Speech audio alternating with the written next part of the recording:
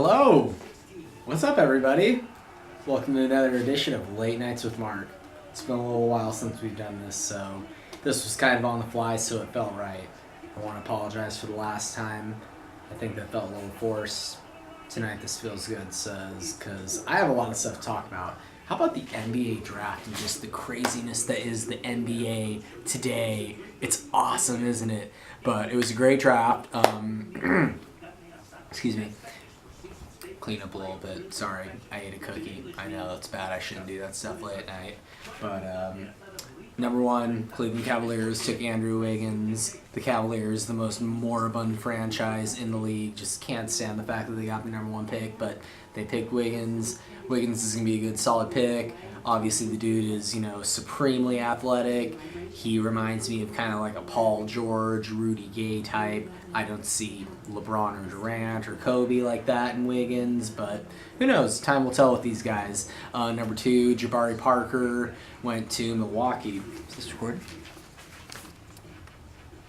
It is. Nice, okay. I didn't see the red light. Sorry, it's not like the camera in the newsroom.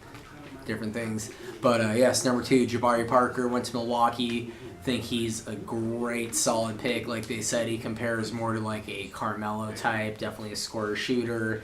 Offensively can take over a game. He'll contribute right away. Defensively, we'll see. As opposed to Wiggins, I kind of skipped over, the fact that defensively, he's going to make a big impact and can stop pretty much like any wing player, which is pretty important in today's NBA. Offensively, same.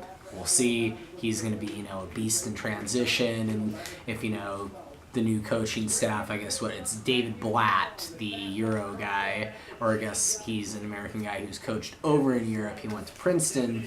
There's the Princeton offense. He's going to be taking over in Cleveland. So they can get, run and gun offense with Kyrie and Wiggins, somehow find a way to get something out of Tristan Thompson, like Dion Waiters has shown flashes. So who knows what Cleveland can do? I'm not a fan of them, but we'll see. Anything could happen. And Wiggins is obviously a good talent to have. But anyways, back to number two, Jabari Parker to Milwaukee. Great, solid player. Obviously, he's going to contribute right away on offense. He's going to be featured in Milwaukee during his acceptance speech. It is kind of like an acceptance speech, though, when players get drafted for the NBA or NFL, and it's televised like that. But, at the draft, he's like, I'm proud to represent the city of Milwaukee and Chicago. I guess that's where he's from, so he's pretty close to home. But, yeah, he'll come on to Milwaukee, be a featured player right away, and play some great minutes. Tonight's broadcast is brought to you by Fat Tire. No, it's not really, but that's what I'm drinking tonight. And Fat Tires are always nice. I got a little too turned up on some Hennessy last night, so that I'm just chilling tonight. I'm sorry. I probably look haggard as fuck right now, but hey, you gotta deal with it. Even if it's haggard as fuck, this face is still a winning face like 99% of the time, I would think. 98%. Who knows? But regardless, NBA draft.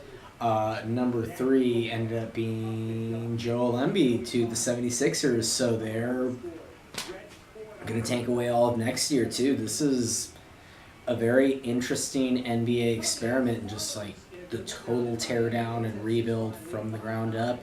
There's even rumors now that Michael Carter-Williams might be on the way out, but I don't think so as much anymore since they traded their pick of Elfrid Payton to Orlando for Dario Saric, I think is his name. Obviously, European player who's going to be stashed over here for a couple years. We probably won't see him until 2016, they were saying. But anyways, I digress. We know Embiid clearly had the most upside of anyone in the draft. He seemed like he could be the second coming of Hakeem or Dikembe on defense, and someone who had a high ceiling, he can do things, but now he has a broken foot, back surgery on his resume, all at the age of 20, whatever, how old he is. So none of that is good stuff. We know what happens with big men with foot problems and stuff like that. Yao Ming. Sorry, had to.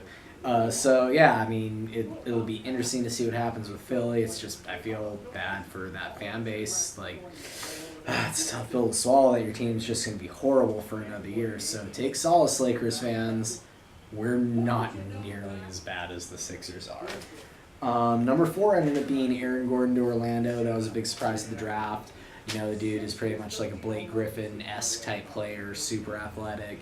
Game's a little bit raw. They said he can't shoot the ball at all. He shot only like 40% free throws in college at Arizona, but he could be a beast in transition on Orlando. And Orlando looks like they're doing a good job of building up too, because number 5 was Dante Exum to the Utah Jazz. Exum is the Australian point guard who there really isn't like too much on his game available out there now, but for whatever reason, scouts love him. They say he's got like good NBA size. I think one Grantland thing I read said he was almost kind of like a poor man's Russell Westbrook in that he'll find a way to get to the hole. Especially in the NBA now, like, you gotta have those blow-by guys. I know, like, when I play basketball, I'm not one of those guys. I'm a shooter-type guy, but, yeah, but again, I digress. Number 6, the Boston Celtics picked Marcus Smart, point guard out of Oklahoma State, who, that offers an interesting scenario for Boston because that makes you think, are they going to trade Rajon Rondo? They play the same position. Smart has a similar drive to the basket style as Rondo.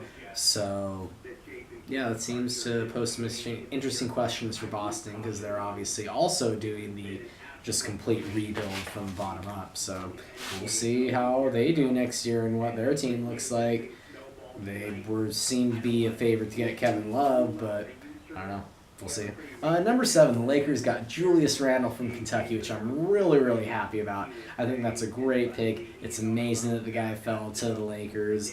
Obviously, he's kind of been compared, favorably to like Zach Randolph. He's kind of like Zebo Jr.